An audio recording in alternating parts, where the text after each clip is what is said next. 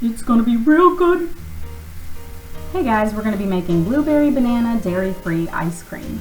For this recipe, you only need 2 ingredients, and that's frozen bananas and coconut milk.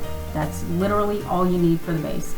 Make sure that coconut milk is full fat though, that way you get a good creamy consistency and it sets up well in the freezer.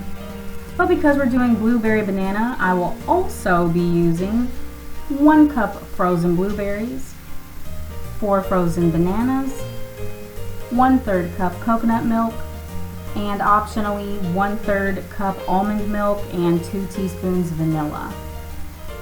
It doesn't matter what order you put all this stuff into the blender, but I put my bananas in first, followed by my blueberries, then my coconut milk, which was in the fridge, my 2 teaspoons of vanilla, and then lastly the almond milk.